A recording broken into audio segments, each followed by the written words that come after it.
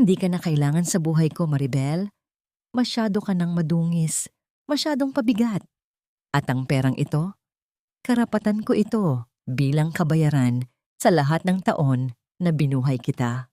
Ang bawat salita ni Marco ay tila isang matalim na balisong na humihiwa sa katahimikan ng kanilang sala. Malamig ang kanyang tinig, walang bakas ng pag-aalinlangan, habang hawak niya ang isang itim na envelope na naglalaman ng lahat ng kanilang naipon. Ang pondo para sa panganganak ni Maribel, ang ipon para sa kinabukasan ng sanggol sa kanyang sinapupunan. Sa mga sandaling iyon, dahan-dahang binitiwan ni Maribel ang sandok na hawak niya. Walang tunog ng pagbagsak dahil tila nawalan na rin ng lakas ang mundo sa paligid niya. Ang amoy ng masarap na kare-kare na kanina pa niya matiyagang niluluto para sa kanilang ika-4 na wedding anniversary ay biglang naging nakakasuka. Kanina lamang, tinitiis niya ang pamamanas ng kanyang mga paa at ang kirot sa kanyang likod para lamang maihanda ang paboritong pagkain ng asawa. Ngunit ang pag-ibig na inihain niya ay tinapatan ng isang lantarang pagtataksil. Nanigas ang buong katawan ni Maribel. Ang kanyang kamay ay dahan-dahang dumapo sa kanyang tiyan na 6 na buwan na ang laki. Naramdaman niya ang marahang sipa ng sanggol sa loob, isang buhay na walang malay sa bagyong nagaganap sa labas. Tumingala siya kay Marco, umaasang makakita ng kahit katiting na biro o pagsisisi, ngunit ang nakita niya ay isang estranghero. Sa likod ni Marco, pumasok ang isang babaeng nakasuot ng pulang bestida. Si Sandra. Walang pasubali itong kumapit sa braso ni Marco. Ang mga daliri nito ay may suot na singsing na pamilyar kay Maribel. Iyon ang singsing na matagal nang nawawala sa kanyang alahas. Ang singsing na pamana pa ng kanyang ina. Marco, ano ito? Bakit kasama mo siya? Ang pera natin. Pambayad natin yan sa ospital.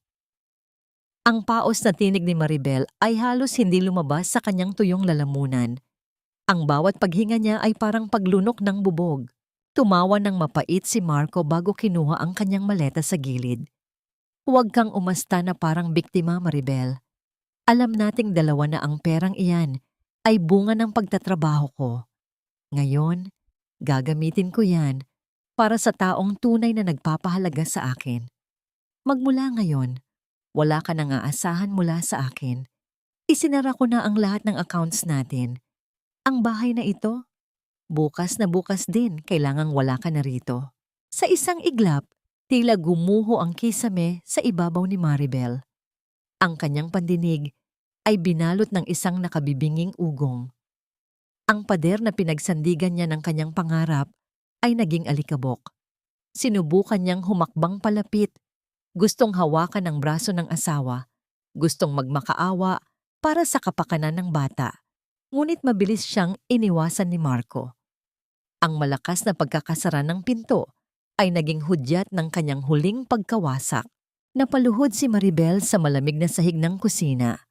Ang kanyang mga luha ay hindi muna lumabas. Sa halip ay isang matinding panginginig ang bumalot sa kanyang kalamnan. Ang hangin sa loob ng bahay ay tila naging yelo, nanunuot sa kanyang buto. Bakit? Bakit sa gitna ng kanyang pinakamahina na kalagayan, siya nagawang talikuran ng taong pinangakuan siyang poprotektahan? Dahan-dahan, isang mainit na likido ang naramdaman niyang dumadaloy sa kanyang hita. Ang sakit na kanina ay nasa puso lang niya, ay biglang lumipat sa kanyang puson. Isang matalim, pumipintig, at nakakatakot na sakit. Kasabay ng dilim, na unti-unting bumabalot sa kanyang paningin, isang tanong ang naiwang umaalingaw-ngaw sa kanyang isipan. Sa mundong ito, na ninakawan siya ng lahat, mayroon pa bang dahilan para ang susunod na tibok ng kanyang puso ay magpatuloy? O ito na ang huling hininga ng lahat ng kanyang pangarap? Ang bawat patak ng dugo sa puting baldosa ng kusina ay tila mga titik ng isang malupit na tadhana. Isinisigaw ang kawalang hiyaan ng lalaking nangako ng habambuhay. Habang ang usok mula sa naiwang niluluto ay dahan-dahang bumabalot sa kisame, si Maribel ay gapang na tinutungo ang kinaroroonan ng kanyang telepono.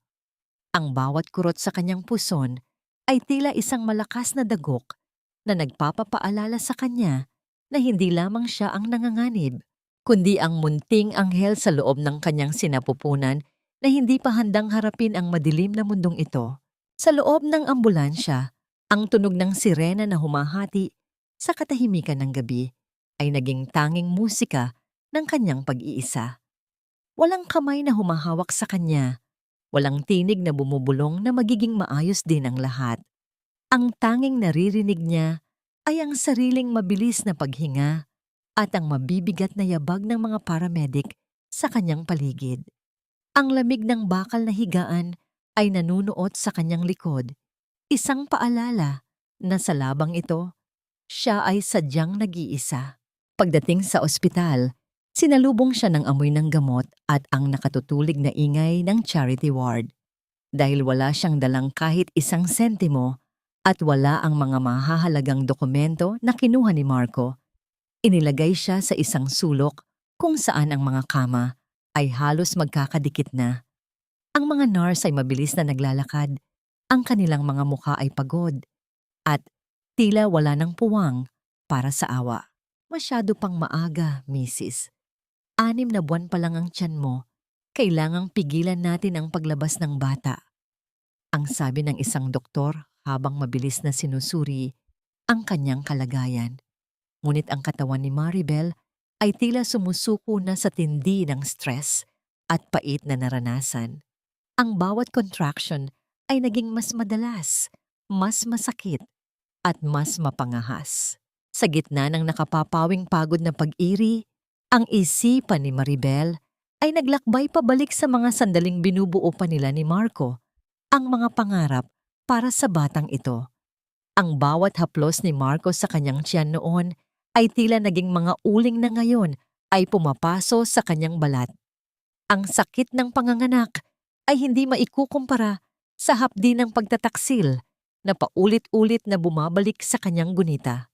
Isang huling malakas na pag-iri ang pinakawalan ni Maribel, kasabay ng pagpikit ng kanyang mga mata at ang pag-agos ng huling lakas na mayroon siya. Sa gitna ng ingay ng mga kagamitang medikal at ang mahinang usapan ng mga nurse, isang kakaibang katahimikan ang biglang bumalot sa silid.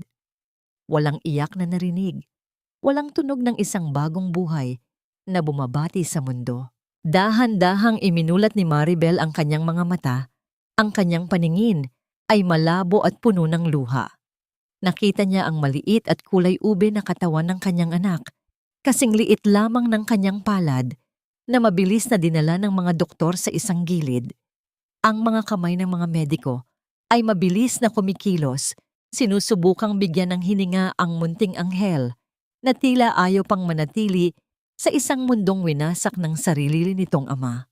Sa kabilang dako ng ward, isang matandang nurse ang sandaling tumingin sa kanya nang may halong lungkot at pag-asa, bago muling ibinaling ang atensyon sa maliit na incubator. Ang bawat segundo ng katahimikan ay tila isang taon ng pagdurusa para kay Maribel. Sa kanyang puso, isang desperadong panalangin ang kanyang binuo, hindi para sa sarili, kundi para sa hiningang nais niyang marinig. Ngunit ang katahimikan ay nanatili, at ang tanging naririnig ni Maribel ay ang sariling tibok ng puso na tila unti-unti ring napapagod sa paghihintay. Huwag mong akalain na gagamitin mo ang batang yan para makabalik sa pamilya namin.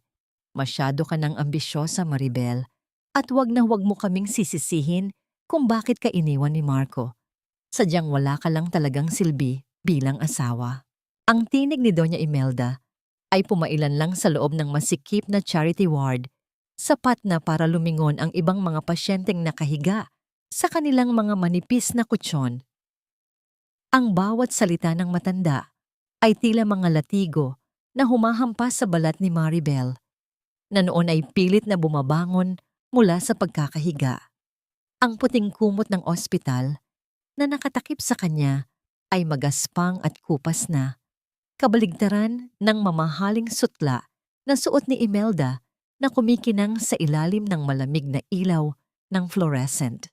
Sa labas ng bintana, ang mga patak ng ulan ay dahan-dahang gumuguhit sa salamin na tila mga luhang hindi na kayang ilabas ng mga mata ni Maribel.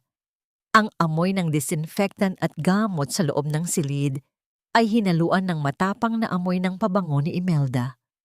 Isang amoy ng yaman at kapangyarihan na tila nanunukso sa kahirapan ni Maribel. Sa di kalayuan, nakikita niya ang maliit na incubator kung saan naroon ang kanyang anak.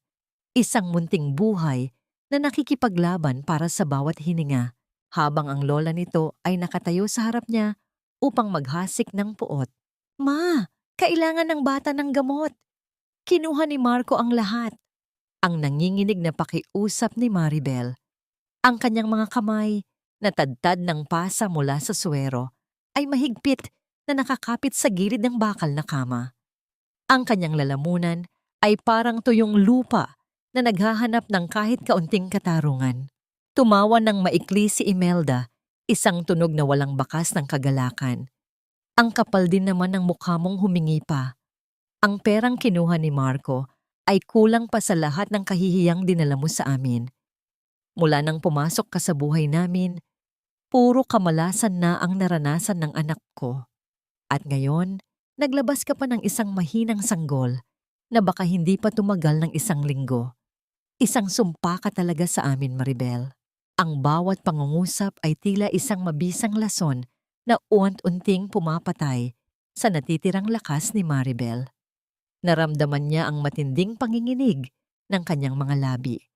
Ang imahe ni Marco at Sandra na magkasama ay muling sumagi sa kanyang isipan, at ngayon, ang kanyang biyenan naman ang tumatapos sa kung anong natitira sa kanyang pagkatao. Ang bawat tibok ng kanyang puso ay naging isang mabigat na pasanin. Tila ba ayaw na ring magpatuloy sa ilalim ng tindi ng panlalait. Dahan-dahang kinuha ni Imelda ang isang puting envelope mula sa kanyang mamahaling bag at padaskol itong inihagis sa ibabaw ng tiyan ni Maribel. Ang tunog ng pagbagsak ng papel ay tila isang hatol ng kamatayan sa gitna ng katahimikan ng ward. Notice of eviction iyan, ang malamig na deklara ni Imelda habang inaayos ang kanyang buhok. May 24 na oras ka para ilabas ang lahat ng basurang gamit mo sa bahay. Huwag mong isiping makakabalik ka pa roon. Ibinenta na ni Marco ang karapatan sa lupang yon. Doon ka na sa kalsada, mabulok kasama ng anak mo. Nang tumalikod si Imelda at marinig ang marahas na tunog ng kanyang mga takong sa semento, tila tuluyang nawalan ng hangin ang baga ni Maribel. Nanlabo ang kanyang paningin habang tinitingnan ang envelope na nasa kanyang harapan. Ang bahay na binuo niya ng pagmamahal, ang tanging silungan na alam niya para sa kanyang anak, ay kinuha na rin sa kanya. Habang ang gabi ay lumalalim at ang tunog ng monitor ng kanyang anak ay nagpapatuloy sa dulo ng silid, isang tanong ang pilit na bumabaon sa kanyang diwa. Kung wala na siyang tirahan, walang pera, at walang pamilyang matatakbuhan, saan niya dadalhin ang isang sanggol na tanging pag-asa na lamang ang hawak sa gitna ng kawalan? Ang bawat segundo sa loob ng charity ward ay tila isang mabagal na paghila sa hininga ni Maribel, lalo na't ang hawak niyang papel ng eviction notice ay unti-unting nayuyupi sa kanyang nanginginig na mga daliri. Ang ingay ng mga batang umiiyak at ang mahinang bulungan ng ibang mga pasyente ay tila naging isang malabong ugong sa kanyang pandinig. Nakatitig lamang siya sa kanyang mga paa na wala man lang sapin, habang ang lamig ng semento ay dahan-dahang umaakyat sa kanyang buong katawan, tila ba nais siyang lamunin ng kawalan. Ngunit sa gitna ng katahimikang puno ng pait, isang kakaibang presensya ang nagpabago sa hangin sa loob ng silid. Ang bawat mabigat at seryosong hakbang ng mga sapatos na balat sa sahig ay lumikha ng isang alingaw-ngaw na tila nagpatahimik sa paligid. Ang mga nurse na kanina ay nagmamadali, ay tila napatigil, at ang mga bulungan ay napalitan ng mapagpitagang katahimikan. Isang anino ang dahan-dahang lumaki at tumakip sa liwanag na tumatama sa higaan ni Maribel. Dahan-dahang itinaas ni Maribel ang kanyang paningin. Doon, sa paanan ng kanyang kama, nakatayo ang isang lalaking may pilak na buhok, tuwid ang tindig, at may mga matang tila nakakakita sa kaibuturan ng kaluluwa. Si Don Facundo, ang lalaking kinatatakutan ng marami sa mundo ng negosyo, ang ama ni Marco na matagal na niyang hindi nakikita dahil sa pananatili nito sa ibang bansa. Ang amoy ng mamahaling tabako at lumang katad na dala ni Don Facundo ay mabilis na humalili sa nakasusukang amoy ng gamot at kapabayaan sa ward. Tumingin ang matanda sa paligid, sa kupas na kumot, sa siksikang mga pasyente, at sa nanghihinang kalagayan ng kanyang mena-menang manugang. Ang kanyang panga ay tumigas at ang kanyang mga kamao ay tila naging bato sa kanyang tabi. "Nasaan ang anak ko?" ang tanong ni Don Facundo. Ang kanyang tinig ay hindi malakas, ngunit ito ay may bigat na tila isang kulog na nagbabadya ng malakas na bagyo. Nasaan ang duwag na si Marco habang ang asawa niya ay naghihingalo sa lugar na ito? Hindi nakapagsalita si Maribel. Ang kanyang mga labi ay nanginig at ang tanging nagawa niya ay ang dahan-dahang lumingon sa kinaroroonan ng incubator ng kanyang anak sa dulo ng silid. Nakita ni Don Facundo ang munting sanggol na puno ng mga tubo, isang buhay na kasing rupok ng salamin. Sa isang sandali, ang matigas na mukha ng matanda ay tila nabitak at isang sulyap ng matinding lungkot at pagsisisi ang dumaan sa kanyang mga mata. Dahan-dahang lumapit si Don Facundo sa kama ni Maribel. Sa halip na magsalita ng may awtoridad, dahan-dahan siyang yumuko at kinuha ang malamig na kamay ng babae.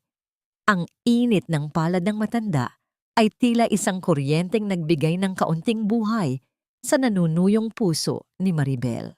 "Patawarin mo ako, iha." Ang mahinang bulong ni Don Facundo, isang tinig na punong-puno ng tunay na pagpapakumbaba. "Hindi ko akalain na sa ilalim ng aking pangalan, isang hayop ang pinalaki ko. Ang bawat luhang ibinuhos mo at ang bawat patak ng dugo ang aking apo ay kailangang may pagbayaran. Hindi ko ito hahayaang lumipas na lamang." Kinuha ni Don Facundo ang eviction notice mula sa kamay ni Maribel at nang walang pag-aalinlangan ay pinunit ito sa maliliit na piraso. Ang tunog ng napupunit na papel ay tila musika sa pandinig ni Maribel, ang unang tunog ng pag-asa sa gitna ng kanyang kalungkotan. "Mula sa sandaling ito, hindi ka na mag-iisa," ang deklara ng matanda habang nakatitig ng diretso sa mga mata ni Maribel. "Hahanapin natin ang katarungan, kahit ang kapalit pa nito ay ang mismong paghaharap namin ng sarili kong dugo." Habang tinatawag ni Don Facundo ang kanyang mga tauhan upang ilipat si Maribel sa isang pribadong silid, isang bagong takot ang biglang sumagi sa isip ng babae. Kung ang leon na si Don Facundo ay nagising na mula sa kanyang pagkakahimbing, anong klaseng digmaan ang magaganap sa pagitan ng ama at anak? At sino ang matitirang nakatayo sa gitna ng guho ng kanilang pamilya? "Walang natira, Papa. Pati ang barya sa alkansya ng aking mga pangarap, kinuha niya ng walang pasintabi." Ang bawat salitang lumalabas sa bibig ni Maribel ay tila mga tuyong dahon na nalalaglag sa sahig ng marangyang suite kung saan siya inilipat ni Don Facundo. Wala na ang amoy ng luma at siksikang ward. Napalitan ito ng bango ng mga sariwang bulaklak na puting liryo at ang malambot na dampi ng sutlang kumot sa kanyang balat. Ngunit sa kabila ng karangyaan sa kanyang paligid, ang kanyang puso ay tila isang basyong garapon. Walang laman, walang bigat, at madaling mabasag sa isang maling galaw. Nakatayo si Don Facundo sa tapat ng malaking bintana, nakatingin sa mga ilaw ng lungsod na tila mga hiyas na nakakalat sa dilim. Hawak niya ang isang makapal na folder na naglalaman ng mga ulat mula sa bangko. Ang bawat pahinang tinitingnan niya ay nagpapatunay sa kasakiman ng kanyang sariling anak. Dahan-dahan siyang lumingon kay Maribel at ang lungkot sa kanyang mga mata ay mas malalim pa sa anumang sugat na nakikita ng pisikal.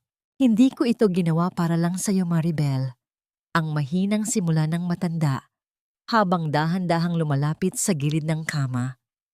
Noong nalaman kong nagdadalang tao ka, naglagay ako ng isang malaking pondo sa isang trust fund. Ito ay para sa aking apo, para sa kanyang pag-aaral at para sa inyong seguridad sakaling may mangyari sa akin. Ngunit hindi ko inakalang ang sarili kong dugo ang magiging unang magnanakaw sa kaban ng kanyang sariling pamilya. Naramdaman ni Maribel ang isang matinding lamig na gumapang sa kanyang likuran. Alam niyang kinuha ni Marco ang lahat ng pera nila sa joint account. Ngunit ang marinig na pati ang pondong inilaan para sa sanggol ay ginalaw nito ay tila isang panibagong pagtataksil na hindi niya kayang lunukin. Dahan-dahang binuksan ni Don Facundo ang folder at ipinakita ang mga dokumentong may mga pirma na tila ba ay kay Maribel at kay Don Facundo mismo. Falsification of documents, amo. Ang mariing deklara ni Don Facundo.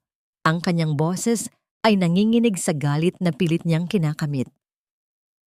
Ginamit niya ang mga koneksyon ni Imelda para ma-access ang pondo. Hindi lang pera ang kinuha niya, Maribel. Nadiskubre rin ng aking mga abogado na isinangla niya ang titulo ng lupang ipinamana sa iyo ng iyong mga magulang sa probinsya. Ginamit niya ang pirma mo, isang pekeng pirma. Napahawak si Maribel sa kanyang dibdib. Tila ba may malaking bato na dumiin doon. Ang lupang iyon ay ang tanging alaala na mayroon siya mula sa kanyang yumaong ina. Ang lupang pinangarap niyang tatayuan ng maliit na bahay bakasyunan para sa kanyang anak. Ang malaman na ang kanyang alaala ay ibinenta ni Marco para lamang sa panandaliang luho ay tila isang kutsilyong paulit-ulit na itinusok sa kanyang puso. Dahan-dahan, dinala ni Maribel ang kanyang mga kamay sa kanyang muka at doon ay humulagpos ang mga hikbing kanina pa niya pinipigilan. Ang bawat pag-uga ng kanyang balikat ay pagpapakita ng isang babaeng nawalan ng lahat, hindi dahil sa pagkakamali, kundi dahil sa labis na pagtitiwala sa maling tao. Bakit, Papa? Ang tanong ni Maribel sa pagitan ng kanyang mga luha. Bakit kailangang pati ang mga alaala ko ay kunin niya? Hindi pa ba sapat na iniwan niya kaming mag-ina na duguan at walang pag-asa? Lumapit si Don Facundo at dahan-dahang tinapik ang balikat ng manugang. Ang kanyang mukha ay naging matigas na tila isang pader na hindi matitibag.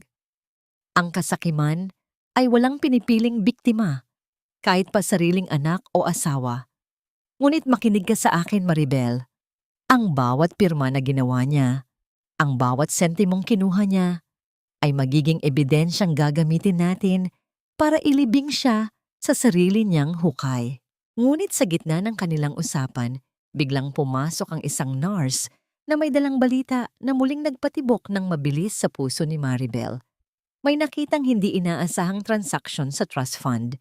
Isang transaksyon na naganap lamang ilang minuto ang nakalipas at ang lokasyon nito ay sa isang lugar na hindi nila inaasahan. Sa bawat segundong lumilipas, tila mas lumalalim ang misteryo ng pagkawala ni Marco.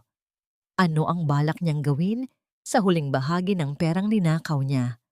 At sino ang taong kasama niya sa dilim na tila mas mapanganib pa kaysa sa kanya? Hindi sapat ang luha mo para mabuhay ang batang iyan, Maribel. Kailangan mong kumain. Kailangan mong maging malakas para sa kanya. Ang tinig ni Nurse Lita ay mahinahon ngunit may diing tila isang utos mula sa isang nakatatandang kapatid. Dahan-dahang inilapag ng nurse ang isang tray ng mainit na sabaw sa tabi ni Maribel, na noon ay nakatitig lamang sa makapal na salamin ng incubator. Sa loob niyon, ang kanyang anak, ang munting anghel na wala pang pangalan, ay tila isang munting ibon na nalunod sa gitna ng mga tubo at wire. Ang asul na ilaw mula sa phototherapy ay tumatama sa maputlang balat ng sanggol na nagbibigay ng isang anyong tila ba hindi ito bahagi ng mundong ito. Sa mga sandaling iyon, Dahan-dahang itinaas ni Maribel ang kanyang kamay at idinampi ang kanyang mga daliri sa malamig na salamin. Ramdam niya ang panginginig ng kanyang buong katawan. Ang bawat mahinang pag-angat ng dibdib ng sanggol ay tila isang himala na paulit-ulit niyang hinihiling sa bawat segundo.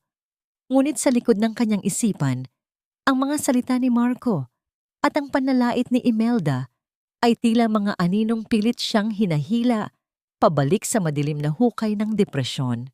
Naisip ni Maribel, paano niya bubuhay ng batang ito kung ang sarili niyang kaluluwa ay tila patay na? Paano niya itatayo ang kinabukasan ng kanyang anak kung ang pundasyon ng kanyang buhay ay sadyang dinurog ng taong pinakapinagkatiwalaan niya? Ang bigat sa kanyang dibdib ay tila isang malaking bato na uunti-unting lumulunod sa kanya. Kahit na sa gitna ng karangyaan ng bagong silid na ibinigay ni Don Facundo. Dahan-dahang umupo si Nurse Lita sa tabi niya at hinawakan ang kanyang balikat. Nararamdaman niya ang lungkot mo, Maribel. Ang mga bata, lalo na ang mga gaya niya, ay nabubuhay sa pag-asa ng kanilang ina. Kung susuko ka, susuko rin siya.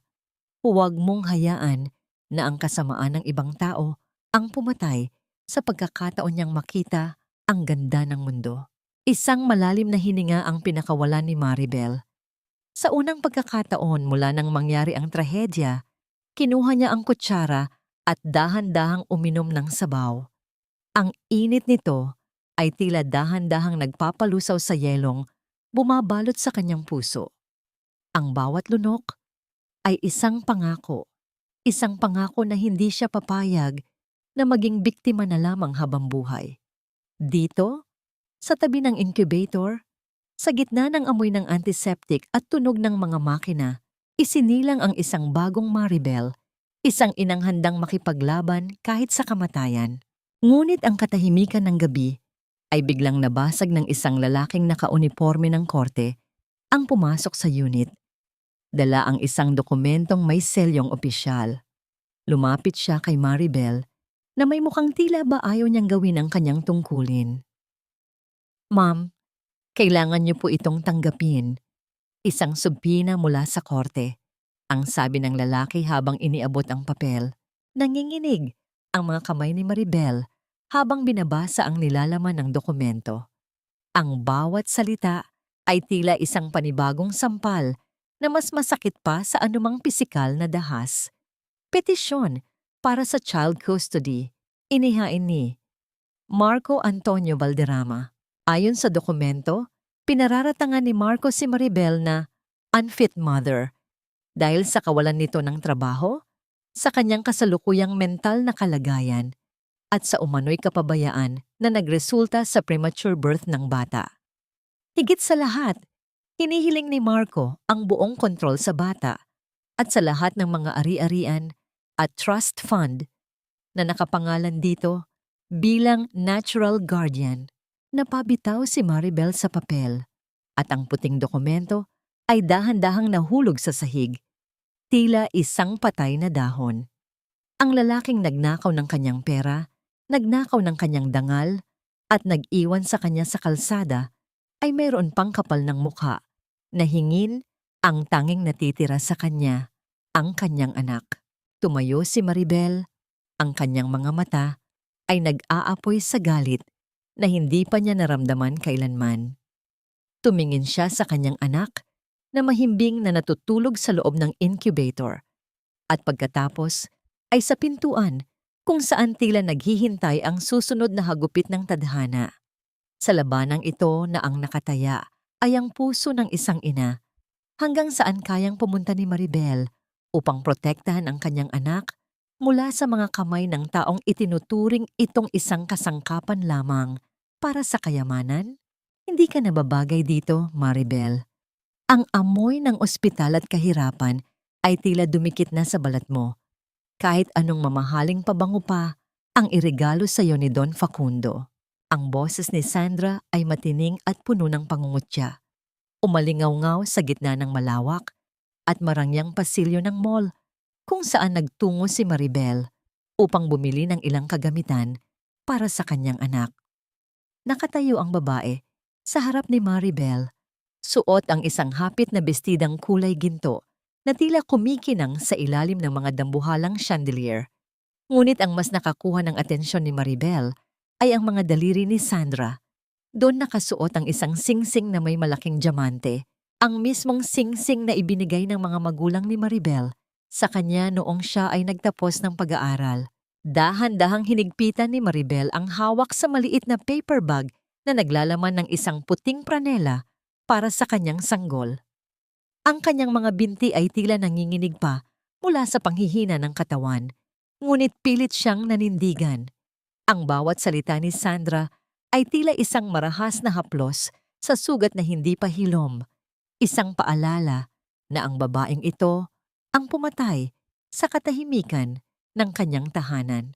Ibalik mo sa akin ang singsing na yan, Sandra. Ang mahinang tugon ni Maribel. Ang kanyang tinig ay malamig, ngunit may diin. Wala kang karapatang isuot ang mga bagay na pinaghirapan ng pamilya ko. Tumawa ng malakas si Sandra, isang tunog na tila mga basag na kristal na nahulog sa semento. Karapatan? Sa mundong ito, Maribel, ang karapatan ay para sa mga taong marunong lumaban at kumuha ng gusto nila. Ang asawa mo ang nagbigay nito sa akin. Sabi niya, mas bagay daw ito sa mapuputi at makinis kong mga daliri kaysa sa mga kamay mong laging amoy kusina. Naramdaman ni Maribel ang isang matinding kurot sa kanyang puso, isang pait na tila dahan-dahang lumalason sa kanyang sistema.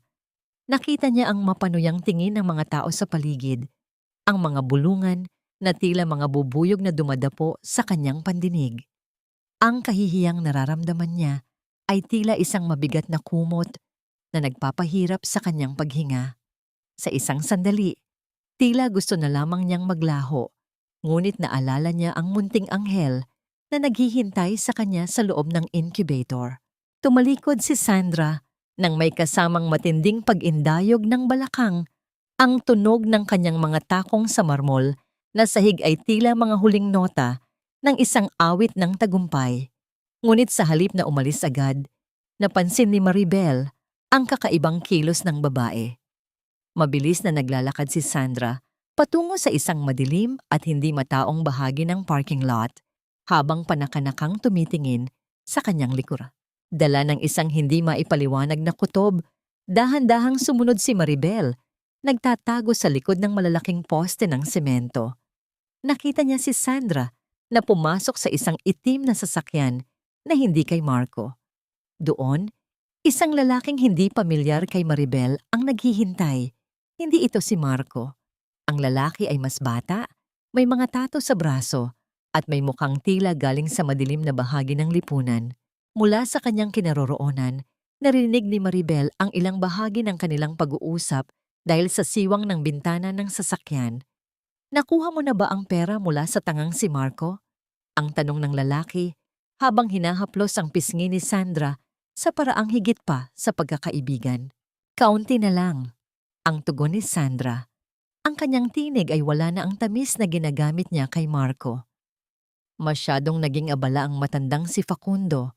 Pero bago pa nila makuha ang lahat, sisiguraduhin kong wala nang matitira sa accounts ni Marco. Pagkatapos nito, aalis na tayo sa bansang ito at iiwanan ang lalaking yon na luhaan at walang kahit isang kusing. Nanigas ang buong katawan ni Maribel sa kanyang kinatatayuan. Ang bawat salitang narinig niya ay tila isang malakas na pasabog na nagpabago sa lahat ng kanyang alam. Ang babaeng ipinagpalit sa kanya ni Marco, ang babaeng itinuturing ni Marco na bagong buhay, ay ang mismong ahas na uunti-unting uubos sa kanya. Habang pinagmamasdan ni Maribel ang paghalik ng lalaki kay Sandra, isang kakaibang pakiramdam ang lumitaw sa kanyang puso. Hindi ito selos, kundi isang matinding panunuya ng tadhana. Ang lalaking sumira sa kanyang buhay ay niloloko rin pala ng taong pinili niyang makasama. Dahan-dahang kinapa ni Maribel ang kanyang cellphone sa bulsa. Sa bawat segundong lumilipas, tila mas lalong lumilinaw ang laro ng tadhana.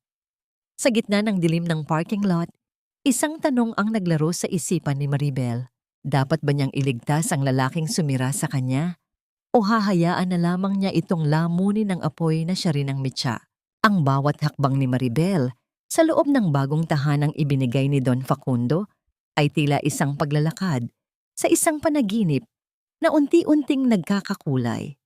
Wala rito ang mga alaala ng pagsisigawan. Wala ang amoy ng panis na pag-ibig at wala ang mga pader na naging saksi sa kanyang pagluhod at pagmamakaawa. Ang bahay na ito, na matatagpuan sa isang tahimik na subdibisyon sa labas ng lungsod, ay napapalibutan ng malalagong puno ng mangga at ang bango ng mga bulaklak ng Dama de Noche sa gabi. Ito ang kanyang naging kuta, ang lugar kung saan ang bawat sugat ng kanyang pagkatao ay dahan-dahang tinatahi ng panahon at determinasyon. Sa loob ng silid-aklatan, ang bawat pahina ng mga makakapal na libro tungkol sa batas at pamamahala ng negosyo ay tila naging mga sandata sa kamay ni Maribel. Sa ilalim ng matiyagang paggabay ni Don Facundo, ang dating Maribel na tanging pagluluto at paglilinis lamang ang alam ay dahan-dahang naglaho. Ang bawat gabi na ginugol niya sa pag-aaral ng mga legal na dokumento at pag-intindi sa mga financial statements ay naging isang pagsasanay para sa isang digmaang alam niyang paparating na. Ang amoy ng lumang papel at tinta ay naging mas pamilyar na sa kanya kaysa sa anumang luhang dati ay bumubulag sa kanyang paningin. Minsan, sa gitna ng kanilang pag-uusap, dahan-dahang inilapag ni Don Facundo ang kanyang salamin sa mata at tinitigan ang kanyang manugang. Ang katarungan, Maribel, ay hindi lamang ibinibigay. Ito ay kinukuha ng may talino at pasensya. Ang galit ay parang apoy. Maari ka nitong tupukin o maari mo itong gamitin upang pandayin ang iyong sarili na maging kasing tigas ng bakal. Dahan-dahang tumango si Maribel. Ang kanyang mga kamay ay hindi na nanginginig gaya ng dati. Natutunan ko na po, Papa. Ang pag-ibig ay maaaring maging kahinaan, ngunit ang pagmamahal ko sa aking anak ang magiging pinakamalakas kong kalasag. Hindi ko nahahayaan na may sino mang tumapak sa aking dangal dahil lamang sa tingin nila ay wala akong kakayahan. Sa bawat pagbisita niya sa ospital upang makita ang kanyang anak na unti-unti nang lumalakas sa loob ng incubator, ang bawat haplos niya sa salamin ay hindi na puno ng desperasyon, kundi ng isang matibay na pangako. Ang kanyang katawan, na dati ay lupaypay sa pagod at stress, ay dahan-dahang bumalik sa dating sigla. Ang kanyang buhok ay maayos nang nakapusod, at ang kanyang mga kasuotan ay simple ngunit may dalang bigat ng awtoridad. Isang gabi, habang ang buwan ay maliwanag na nakasilip sa bintana, tumayo si Maribel sa harap ng isang mahabang salamin sa loob ng kanyang silid. Dahan-dahan niyang hinaplos ang kanyang pisngi, ang kanyang leeg, at ang kanyang mga balikat. Wala na ang mga itim na bilog sa ilalim ng kanyang mga mata. Wala na ang maputlang anyo ng isang babaeng iniwan sa kalsada. Ang babaeng nakaharap sa kanya sa salamin ay isang estranghero na may pamilyar na pangalan. Ang kanyang mga labi ay nakatikom ng may determinasyon at ang kanyang mga mata ay hindi na nagniningning sa luha. Sa halip, may isang bagong ningas na nagmumula sa kailaliman ng kanyang kaluluwa, isang apoy na hindi basta-basta maihipan ng anumang bagyong darating. Hindi na siya ang biktima ni Marco, hindi na siya ang laruan ni Imelda. Sa bawat tibok ng kanyang puso, nararamdaman ni Maribel ang pagkabuo ng isang bagong pagkatao na handang bawiin ang lahat ng kinuha sa kanya, kahit gaano pa katagal ang kailangan niyang hintayin. Dahan-dahang lumingon si Maribel nang marinig ang tunog ng pagbukas ng pinto, at doon ay nakita niya ang isang anino na tila kanina pa nagmamasid sa kanya sa dilim.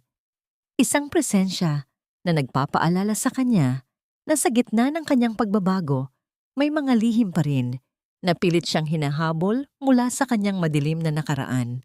Ang bawat buntong hininga ni Marco ay tila may kasamang amoy ng alak at pagsisisi. Habang nakatitig siya sa tumpok ng mga bayarin sa ibabaw ng kanyang lamesa. Ang dating malinis at organisadong opisina niya ay punong-puno na ngayon ng mga upos ng sigarilyo at mga basyong bote.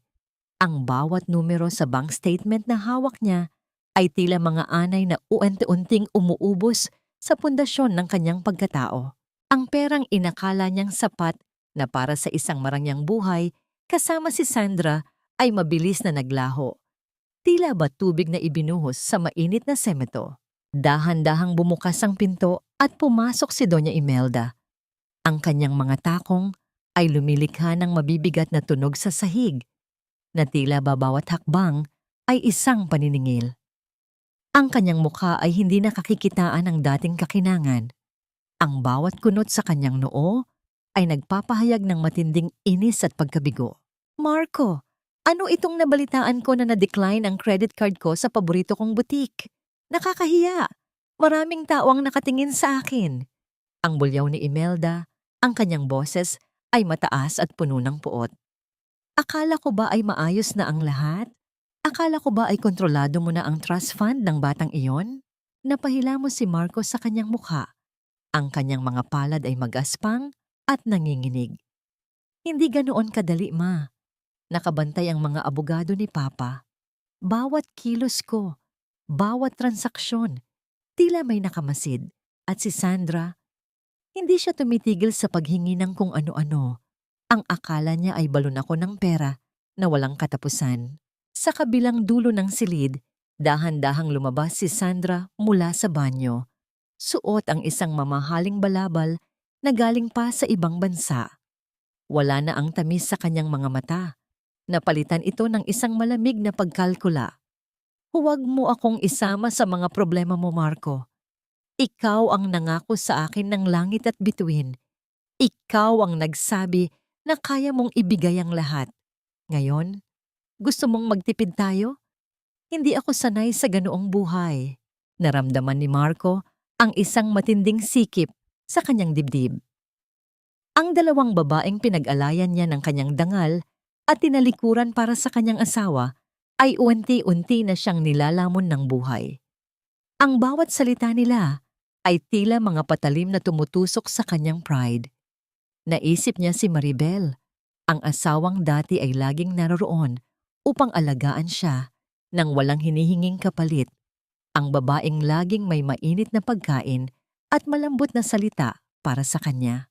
Ngunit ang imaheng iyon ay mabilis na binura ng kanyang sariling kasamaan. Isang matinding katahimikan ang bumalot sa silid nang biglang tumunog ang telepono ni Marco. Ang bawat ring nito ay tila isang babala na hindi niya maaring takasan. Dahan-dahan niyang sinagot ang tawag at sa kabilang linya, narinig niya ang boses ng kanyang punong abogado na ang tono ay puno ng pangamba. Sir, may masamang balita. Lahat ng inyong mga ari-arian, kabilang ang bahay at ang mga sasakyan, ay isinailalim na sa freeze order ng korte. Naghain si Don Facundo ng kasong economic sabotage at falsification laban sa inyo. At mayroon pa, may mga CCTV footage na nakuha mula sa parking lot ng mall na nagpapakita ng mga transaksyong hindi nyo idineklara. Napabitaw si Marco sa telepono at ang tunog ng pagbagsak nito sa sahig ay tila ang huling hininga ng kanyang kalayaan. Tumingin siya kay Imelda at Sandra na ngayon ay nag-aaway na tungkol sa kung sino ang dapat sisihin. Ang mundo ni Marco ay dahan-dahang gumuguho at sa unang pagkakataon, naramdaman niya ang tunay na kahulugan ng takot. Sa labas ng kanyang bintana, nakita ni Marco ang isang itim na sasakyan na nakaparada sa tapat ng kanyang gusali. Alam niya ang sasakyang yon. Kay Don Facundo iyon. Sa loob niyon, alam niyang may mga matang nagmamasid. Naghihintay lamang ng tamang pagkakataon upang tuluyan siyang ilibing sa hukay. Na siya rin ang naghukay. Ang bawat pagkakamali ni Marco ay tila isang kadena na unti-unting humihigpit sa kanyang leeg. At habang ang dilim ay lumalalim, isang katanungan ang pilit na gumugulo sa kanyang isipan. Hanggang kailan siya makakatakbo mula sa anino ng katarungang siya mismo ang gumising? Ang bawat hakbang ni Maribel patungo sa loob ng silid hukuman ay tila isang paglalakad sa ibabaw ng nagbabagang uling. Ang lamig ng air conditioner sa loob ng gusali ay hindi sapat upang pawiin ang init ng kaba sa kanyang dibdib. Ngunit ang kanyang likod ay tuwid na tila isang kawayang tumangging mabali sa gitna ng bagyo. Suot ang isang simpleng puting blusa at itim na pantalon. Ang kanyang anyo ay nagpapahayag ng isang kapayapaang pinatibay ng matinding dusa. Wala na ang mga luhang dati ay malayang dumadaloy. Ang kanyang mga mata ay naging kasing linaw ng kristal. Nakatitig ng diretso sa katarungang matagal na niyang hinihintay. Sa kabilang panig ng silid, nakaupo si Marco na tila ba ay tumanda ng 10 taon sa loob ng ilang linggo. Ang kanyang suot na barong ay tila maluwag na sa kanyang nangangayayat na katawan. Sa tabi niya ay si Doña Imelda na pilit na nag-aayos ng kanyang mamahaling belo. Ang kanyang mukha ay puno ng pagkukunwari at puot. Ang amoy ng lumang kahoy at floor wax sa loob ng korte ay tila nagpapabigat sa atmosfera habang ang bawat bulungan ng mga tao sa gallery ay nagmimistulang mga bubuyog na naghahanap ng madadapuan. Nang magsimula ang pagdinig, tumayo si Doña Imelda sa harap ng hukom. Ang kanyang tinig ay nanginginig. Bawat salita ay may kasamang pekeng hikbi na tila ba siya ang biktima sa lahat ng ito. Your Honor, ang aking anak na si Marco ay isang mabuting ama. Si Maribel ang sadyang may problema sa pag-iisip. Noong buntis siya, lagi siyang pabaya, laging balisa. Siya ang dahilan kung bakit nanganak siya ng maaga. Paano niyo ipagkakatiwala ang isang sanggol sa isang babaeng hindi man lang kayang alagaan ang sarili niyang emosyon? Naramdaman ni Maribel ang matinding panggigigil ng kanyang mga kamao sa ilalim ng lamesa. Ang bawat kasinungalingang lumalabas sa bibig ng kanyang biyanan ay tila mga tulis na pako na ibinabaon sa kanyang dangal. Ngunit bago pa man makapagsalita, ang kanyang abogado, isang malakas na tunog ng pagbukas ng pinto ang umalingaw-ngaw sa buong silid. Pumasok si Don Facundo. Ang kanyang bawat hakbang ay may dalang awtoridad na nagpatahimik sa lahat. Maging ang hukom ay napatigil sa pagsusulat. Sa unang pagkakataon, ang mag-ama ay nagtagpo ang mga mata, ang galit ng isang ama at ang takot ng isang anak. Nandito ako para magsalaysay ng katotohanan, ang panimula ni Don Facundo nang siya ay maupo sa witness stand. Ang kanyang boses ay tila isang dagundong ng kulog na nagpayanig sa buong korte. Ang aking anak, si Marco, ay nagnakaw hindi lamang ng pera, kundi ng pagkakataon para sa isang payapang buhay ng kanyang asawa at anak. Nakita ko ang lahat. Nakita ko ang ebidensya ng kanyang pagtataksil at ang pagkuha niya sa trust fund na inilaan ko para sa aking apo. Siya ang unfit, hindi si Maribel. Ang bawat salita ni Don Facundo ay tila isang malakas na sampal sa mukha ni Marco at Imelda. Napayuko si Marco. Ang kanyang mga balikat ay nanginig sa hiya at galit. Si Imelda naman ay tila nawalan ng kulay sa mukha. Ang kanyang mga labi ay nanginig, ngunit walang salitang lumabas. Ang bawat dokumento, ang bawat bank record, at ang bawat ebidensyang inihain ni Don Facundo ay naging isang pader na humarang sa bawat lusot ni Marco. Pagkalipas ng ilang oras ng matinding tensyon, ang tunog ng pagbagsak ng kahoy na martilyo ng hukom ay tila naging isang hudyat ng kalayaan para kay Maribel. Ang pansamantalang kustodya ng bata ay ibinibigay sa ina, kay Maribel Valderrama. Ang lahat ng assets sa ilalim ng trust fund ay mananatiling naka-freeze hanggang sa matapos ang investigasyon sa falsification of documents, ang deklara ng hukom.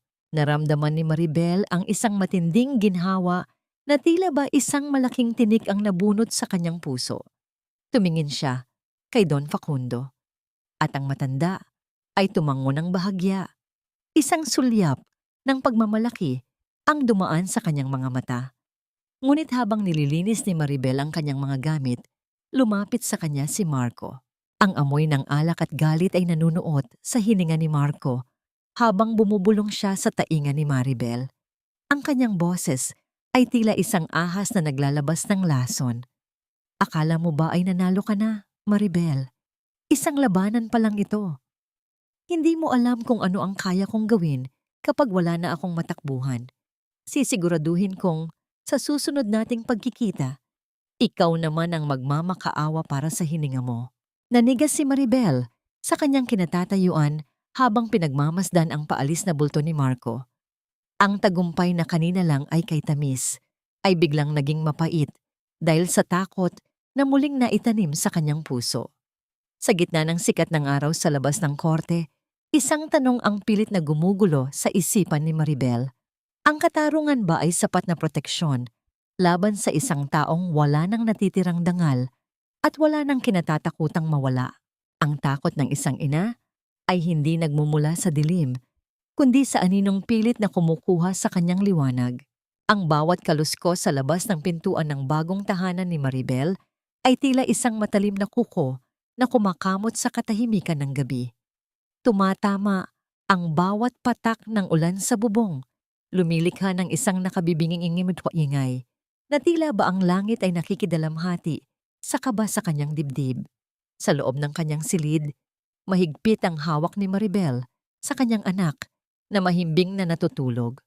Ang init ng katawan ng sanggol na nakasandal sa kanyang dibdib ay ang tanging nagbibigay sa kanya ng lakas, habang ang kanyang puso ay tila isang tambol na nagmamadali sa takot.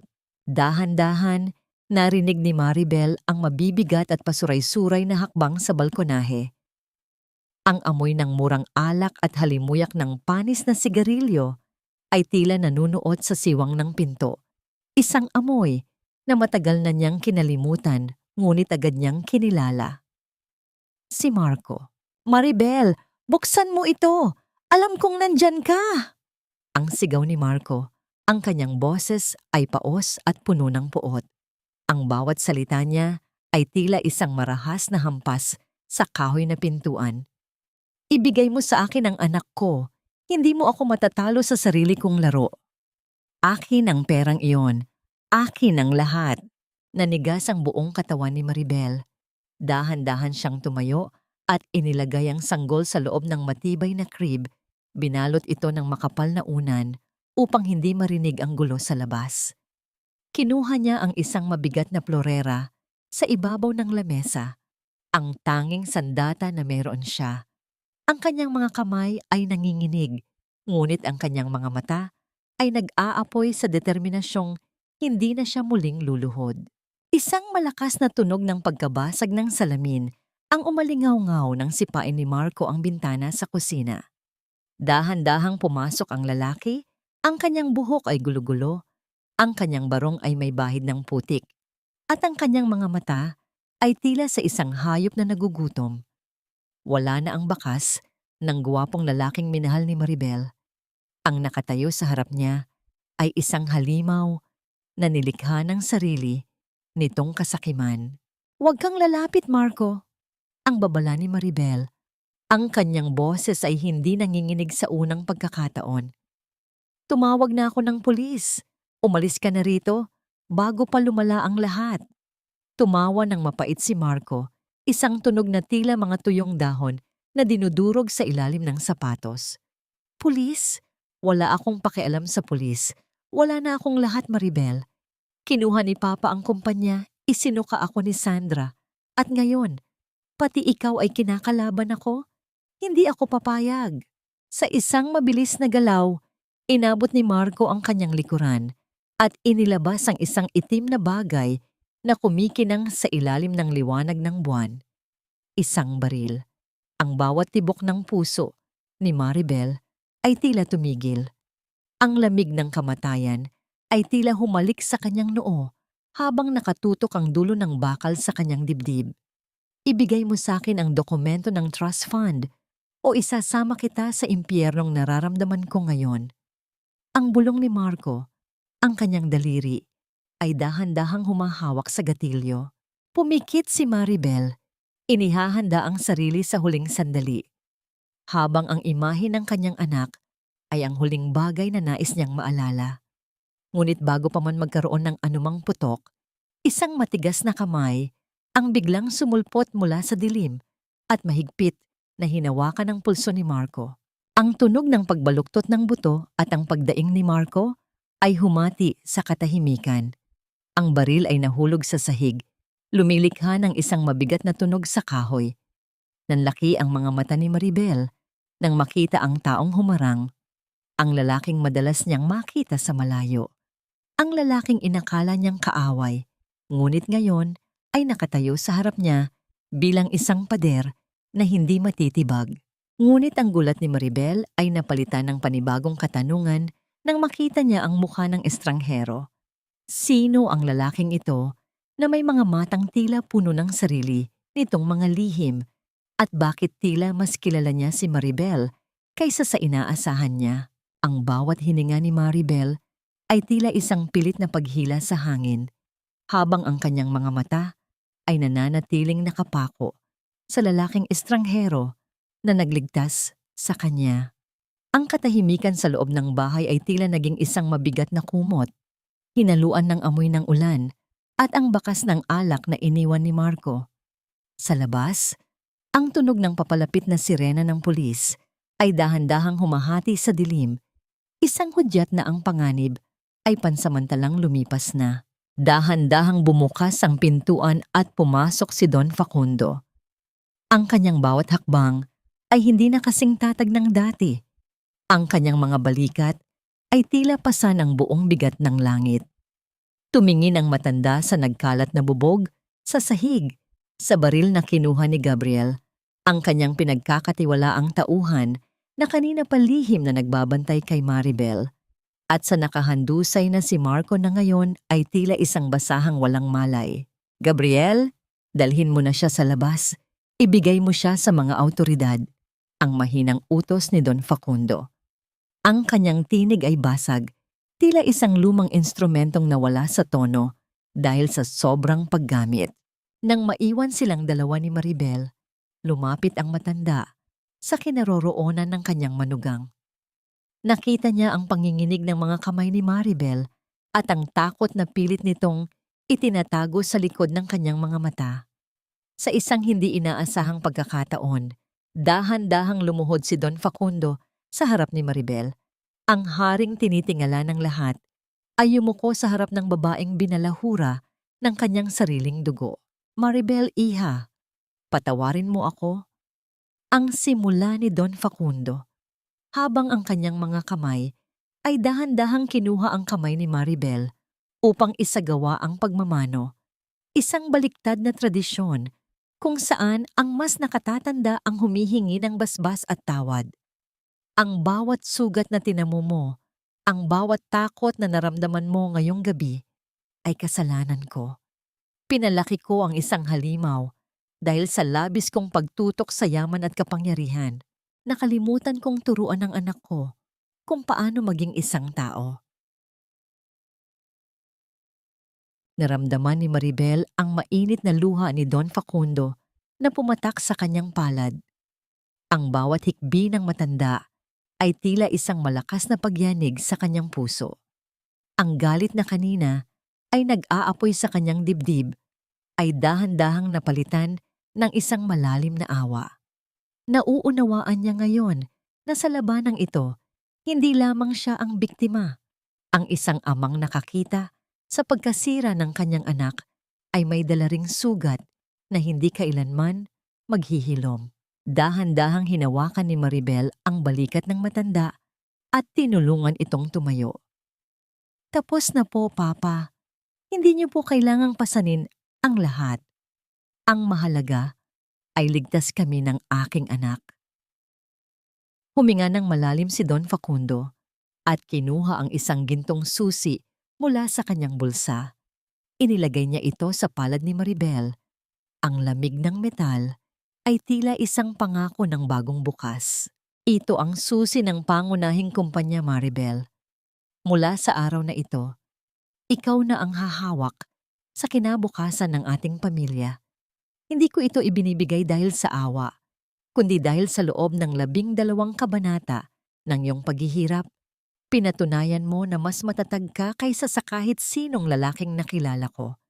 Ikaw ang katarungan na kailangan ng ating pangalan.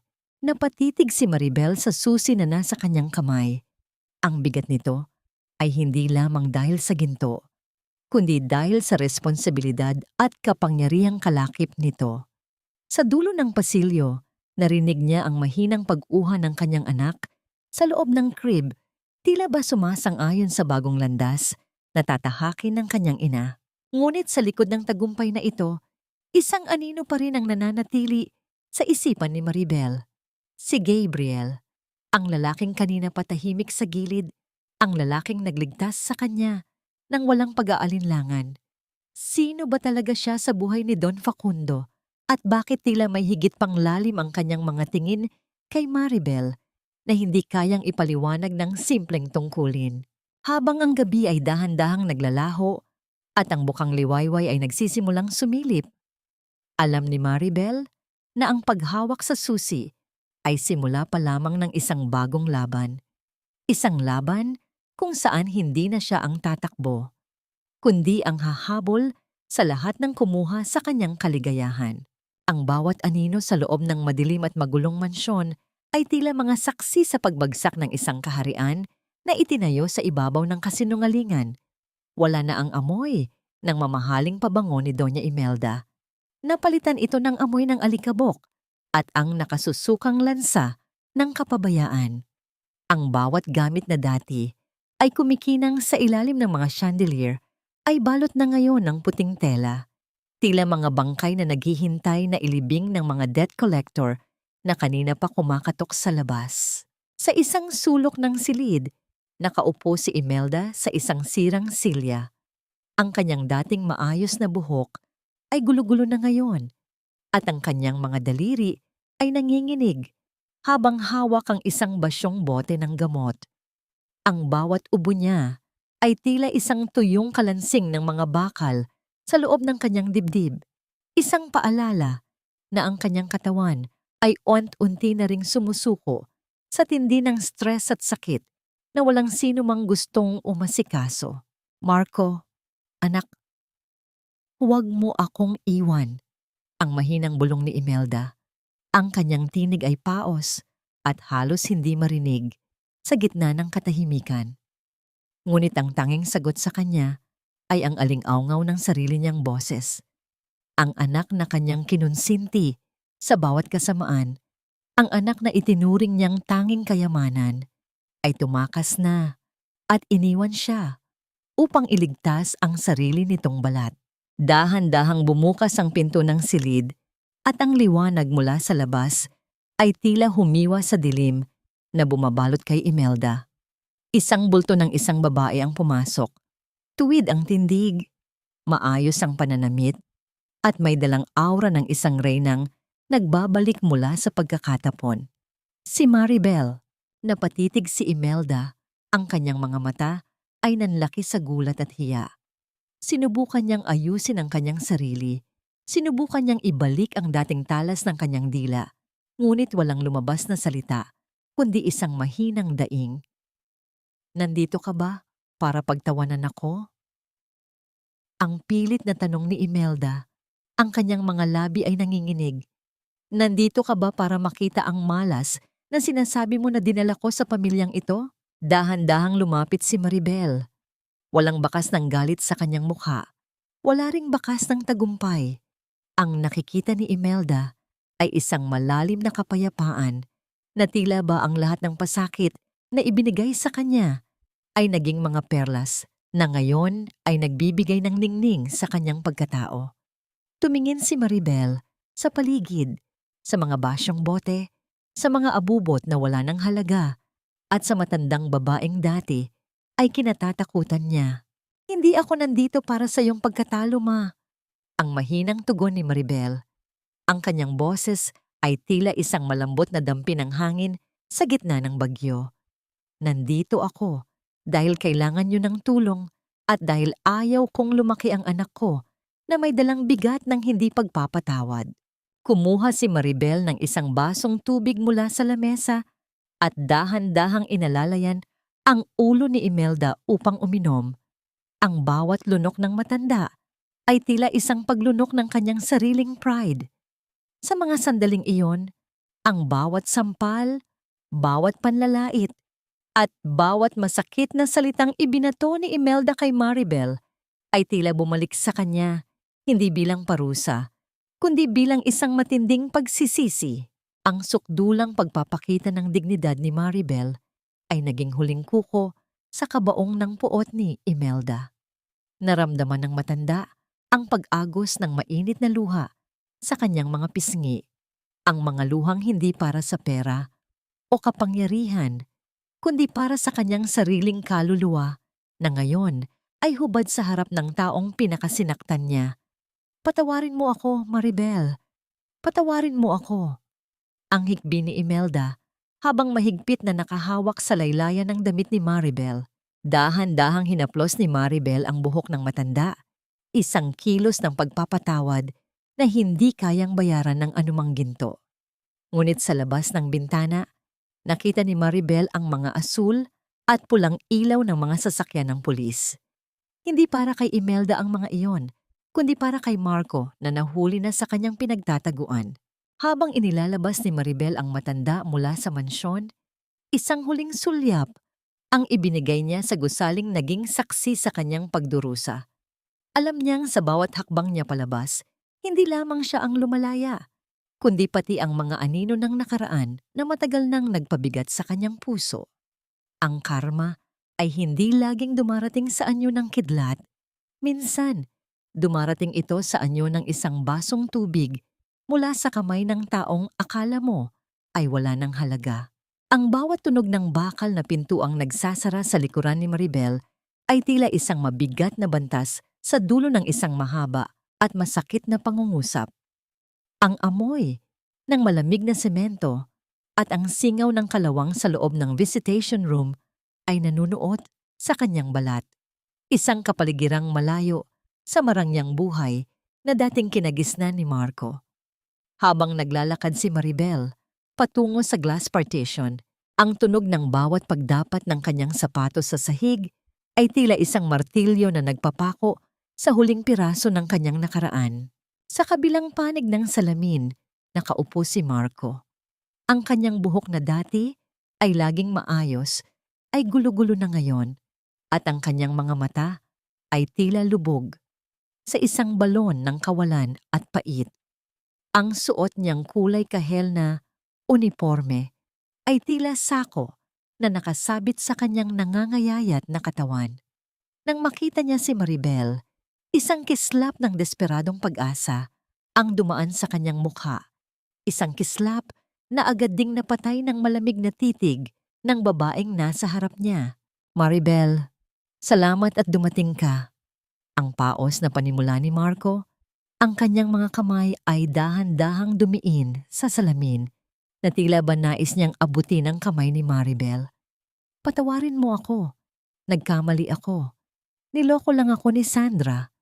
Kinuha niya rin ang lahat sa akin pagkatapos mo akong talikuran. Wala na akong matatakbuhan, kundi ikaw." Dahan-dahang umupo si Maribel. Ang kanyang bawat galaw ay puno ng dignidad na tila hindi tinablan ng dumi ng lugar na iyon. Hindi niya itinaas ang kanyang kamay upang tapatan ang kamay ni Marco. Nanatili siyang nakatikom ang mga palad sa kanyang kandungan. "Hindi kita pinarito para pakinggan ang iyong mga hinaing tungkol kay Sandra, Marco." Ang mahinang tugon ni Maribel, ang kanyang tinig ay kasing linaw ng kristal, ngunit kasing lamig ng yelo. "Nandito ako para sa huling pagkakataon na makita mo ang mukha ng babaeng winasak mo bago mo tuluyang harapin ang hatol ng iyong mga kasalanan. Ang economic sabotage at perjury ay hindi biro. Maraming taon ang gugugulin mo sa loob ng mga rehas na ito." Nagsimulang umagos ang mga luha sa pisngi ni Marco. Mga luhang puno ng pagsisisi, ngunit huli na ang lahat. "Gagawin ko ang lahat, Maribel. Sabihin mo lang, para sa anak natin." Huwag mo siyang palakihin na walang ama. Bigyan mo ako ng isa pang pagkakataon na maging asawa sa'yo. Mahal kita, alam mo yan. Isang mapait na ngiti ang sumilay sa mga labi ni Maribel. Mahal, ang pag-ibig ay hindi nagnanakaw. Ang pag-ibig ay hindi nagiiwan ng buntis na asawa sa kalsada na walang kahit isang kusing. Ang pag-ibig ay hindi ginagawang armas ang sariling anak para sa kapangyarihan. Dahan-dahang kinuha ni Maribel ang isang larawan mula sa kanyang bag. Ang larawan ng kanilang anak na ngayon ay malusog na at may mga matang nagniningning sa kagalakan. Ipinakita niya ito kay Marco sa loob ng ilang segundo. Sapat na para makita ng lalaki ang buhay na itinapon niya bago ito mabilis na ibinalik sa loob ng bag. May ama ang anak ko, Marco. Ang ama niya ay si Don Facundo na nagpapatakbo ng kanyang trust fund at ang bawat mabuting tao na tumulong sa akin nung wala ka. Ang deklara ni Maribel habang dahan-dahang tumatayo. Ikaw ay isang alaala na lamang ng isang pagkakamaling hindi ko na muling uulitin. Huwag, Maribel! Huwag mo akong iwan dito! Patawarin mo ako! Ang sigaw ni Marco habang hinahampas ang salamin. Ngunit ang tunog ng kanyang pagmamakaawa ay tila isang mahinang kaluskos lamang sa pandinig ni Maribel. Tumigil si Maribel bago makarating sa pinto at lumingon sa huling pagkakataon. Hindi kita pinatawad para balikan, Marco. Pinatawad kita para tuluyan na akong lumaya sa iyo. Mula sa araw na ito, patay ka na sa aming buhay. Nang lumabas si Maribel sa gusali ng piitan, sinalubong siya ng init ng sikat ng araw at ang sariwang hangin na tila humahalik sa kanyang balat. Ang bawat paghinga niya ay magaan, walang dalang bigat, at walang bakas ng pait. Ang laban ay tapos na, at sa gitna ng guho ng kanyang dating buhay, isang bagong katedral ng katatagan ang matatag na nakatayo. Sa bawat hakbang niya palayo, alam ni Maribel na ang kanyang anak ay naghihintay sa kanya. Handang yakapin ang isang bukas na wala ng anino ng takot. Ang bawat sinag ng araw na tumatama sa puting sutla ng kasuotan ng sanggol ay tila mga basbas mula sa langit. Nagbibigay ng kakaibang ningning sa paligid ng hardin. Ang bango ng mga sariwang sampagita at rosas ay humahalimuyak sa hangin. Humahalo sa amoy ng masasarap na pagkaing inihanda para sa espesyal na araw na ito. Wala na ang amoy ng disinfectant, wala na ang lamig ng semento. Ang tanging nararamdaman ni Maribel ay ang init ng pagmamahal na bumabalot sa bawat sulok ng kanyang bagong tahanan. Sa gitna ng tawanan ng mga bisita, nakatayo si Maribel habang kalong ang kanyang anak, si Nathaniel. Ang munting mandirigma na ngayon ay malusog na at may mga matang nagniningning sa kuryosidad. Ang bawat mahinang tunog ng paghalakhak ng bata ay tila isang banal na musika sa pandinig ni Maribel. Isang awit ng tagumpay laban sa lahat ng pagsubok na kanilang dinaanan. Ang kanyang dating maputlang pisngi ay mayroon na ngayong malusog na kulay at ang kanyang mga mata ay hindi nakakikitaan ng bakas ng takot, kundi ng isang matatag na pag-asa. Dahan-dahang lumapit si Don Facundo, suot ang kanyang pinakamagandang barong at may ngiting hindi pa nakikita ng marami sa loob ng mahabang panahon. Kinuha niya ang kamay ni Nathaniel at marahang pinidil ang munting daliri nito. Siya ang magiging pinakamahusay na tagapagmana ng ating pamilya. Maribel, ang mahinang bulong ni Don Facundo, ang kanyang boses ay puno ng pagmamalaki. At ikaw, ang pinakamahusay na inang nakilala ko. Hindi ko alam kung ano ang mangyayari sa kumpanya kung hindi mo tinanggap ang hamon. Salamat sa pagliligtas sa ating dangal. Ngumiti si Maribel at dahan-dahang yumuko upang hagka ng noo ng kanyang anak. Salamat din po, Papa. Dahil sa inyo, natutunan kong ang tunay na lakas ay hindi nagmumula sa pag-iwas sa sakit, kundi sa pagtanggap dito at paggamit nito para muling makatayo. Sa gilid ng kanyang paningin, napansin ni Maribel si Gabriel na nakatayo malapit sa isang malaking puno ng mangga, tahimik na nagmamasid. Nang magtagpo ang kanilang mga mata, Isang tipid, ngunit makahulugang ngiti ang ibinigay sa kanya ng lalaki. Lumapit ito ng bahagya at dahan-dahang ipinatong ang kanyang kamay sa balikat ni Maribel. Isang hawak na hindi nagmamadali, isang hawak na nagpapahayag ng proteksyon at isang pangako na hindi na siya muling maglalakad ng mag-isa sa dilim. Naramdaman ni Maribel ang isang mahinang kiliti sa kanyang puso. Isang damdamin na akala niya ay kinalimutan na niya. Ngunit ngayon ay dahan-dahang gumigising sa ilalim ng init ng bagong simula. Dinaluhan sila ni Nurse Lita na ngayon ay itinuturing na ring bahagi ng pamilya. Dala ang isang baso ng sariwang juice. Ang bawat pagbati ng congratulations at ang tunog ng mga basong nagtatama sa isa't isa ay tila isang pagdiriwang ng muling pagkabuhay. Habang ang hapon ay dahan-dahang nagpapalit sa dapit hapon, tumingala si Maribel sa kalangitan na ngayon ay kulay ube at ginto. Naalala niya ang bawat gabi ng pag-iyak, ang bawat sampal ng tadhana, at ang bawat patak ng dugo na ibinuhos niya sa sahig ng kanyang dating kusina. Ngunit sa halip na pait, ang naramdaman niya ay isang matinding pasasalamat. Ang bawat sugat na iniwan ni Marco at Imelda ay tila naging mga ukit sa isang gintong alahas, mga markang nagpapatunay na siya ay dumaan sa apoy at lumabas na mas makinang kaysa Ang kanyang pagkatao ay hindi na lamang binuo ng kanyang mga pangarap, kundi pati ng kanyang mga pagkawasak na ngayon ay maayos na muling nabuo. Dahan-dahan niyang hinigpitan ang yakap kay Nathaniel habang pinagmamasdan ang paglubog ng araw. Alam ni Maribel na bukas, sa muling pagsikat ng liwanag, mayroon pa ring mga hamon na darating, may mga bagong laban na kailangang harapin sa mundo ng negosyo at sa pagpapalaki ng kanyang anak. Ngunit hindi na siya natatakot dahil alam niya na sa bawat paghinga niya, dala niya ang lakas ng isang inang nagmula sa dilim, ngunit piniling maging liwanag. Sa ilalim ng malawak na langit, isang huling buntong hininga ng kalayaan ang pinakawalan ni Maribel. Ang bawat patak ng luha ay naging perlas at ang bawat hapdi ay naging katarungan. Sa wakas, ang kanyang puso ay nahanap na ang kanyang tahanan. Ang bawat dapit hapon sa balkonahe ng kanilang tahanan ay tila isang dambuhalang canvas na pinipinta ng may kapal, kung saan ang kulay kahel at lila ay dahan-dahang humahalik sa mga ulap. 2 taon na ang lumipas mula nang gumuho ang mundo ni Maribel. Ngunit sa mga sandaling ito, habang pinagmamasdan niya ang kanyang anak na si Nathaniel na masayang naghahabol ng mga tutubi sa damuhan, naramdaman niya ang isang uri ng katahimikan na hindi kayang bayaran ng anumang yaman. Ang bawat halakhak ng bata ay tila mga kristal na tumitunog sa hangin.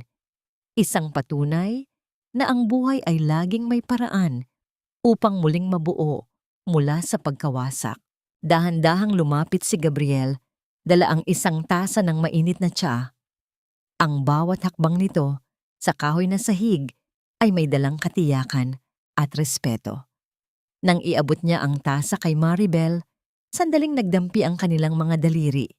Isang maliit na haplos na naghatid ng init na hindi nagmumula sa inumin, kundi sa isang pusong dahan-dahang muling nagtitiwala. Wala silang sinabi, ngunit sa lalim ng kanilang mga tingin, batid ni Maribel na ang pag-ibig ay hindi kailangang maging mabilis o maingay. Minsan, ito ay ang tahimik na pananatili sa tabi mo habang hinihintay mong maghilom ang iyong mga sugat. Sa loob ng 2 taon, natutunan ni Maribel ang sining ng pagpapatawad. Hindi niya pinatawad si Marco dahil karapat-dapat ito, kundi dahil ayaw na niyang maging bilanggo ng sarili niyang galit. Balita niya, si Marco ay nagsisilbi pa rin ng kanyang parusa sa loob ng piitan, habang si Doña Imelda ay nananatili sa isang tahimik na bahay kalinga, malayo sa rangya at kapangyarihang dati nitong sinasamba. Hindi na nararamdaman ni Maribel ang hapdi kapag naririnig ang kanilang mga pangalan. Sila ay naging mga pahina na lamang sa isang lumang aklat na matagal na niyang naisara. Dahan-dahang lumabas si Don Facundo mula sa loob ng bahay, may dalang maliit na laruan para kay Nathaniel. Bagamat mas mabagal na ang kanyang kilos, ang kakinangan sa kanyang mga mata ay nagpapahiwatig ng isang amang sa wakas ay nahanap na ang kanyang kapayapaan sa pamamagitan ng pagpili sa katarungan kaysa sa sariling dugo. Sa ilalim ng kanyang gabay, naging matagumpay si Maribel sa pagpapatakbo ng kumpanya. Pinatunayan sa lahat na ang bango ng tagumpay ay mas matamis kapag ito ay dinilig ng pawis at katapatan. Ang ganda ng langit, di ba, Mama? Ang masayang sabi ni Nathaniel habang tumatakbo patungo sa kanyang ina at yumayakap sa kanyang binti. Binuhat ni Maribel ang bata at hinalikan ito sa pisngi. Ang amoy ng sanggol na hinaluan ng amoy ng sariwang hangin ay ang kanyang naging pinakamalakas na sandata. Oo, anak. At ang bawat bukas ay mas magiging maliwanag pa kaysa rito. Sa paglubog ng araw, alam ni Maribel ang mahalagang aral na iniwan ng kanyang paglalakbay. Ang tunay na halaga ng isang tao ay hindi nasusukat sa kung ilang beses siyang itinumba ng tadhana, kundi sa kung paano siya bumangon, nagpagpag ng alikabok, at piniling magmahal muli ng walang takot. Ang bawat peklat sa kanyang puso ay hindi na marka ng sakit, kundi mga medalya ng isang mandirigmang nagwagi sa digmaan ng buhay. Habang ang dilim ay dahan-dahang bumabalot sa paligid, ang mga ilaw sa loob ng kanilang tahanan ay isa-isang nagliliwanag. Ito ang kanyang katedral ng pag-asa, ang kanyang kuta ng pagmamahal. Sa wakas, ang giyera ay tapos na, at ang natitira na lamang ay ang malambot na himig ng isang bagong simula.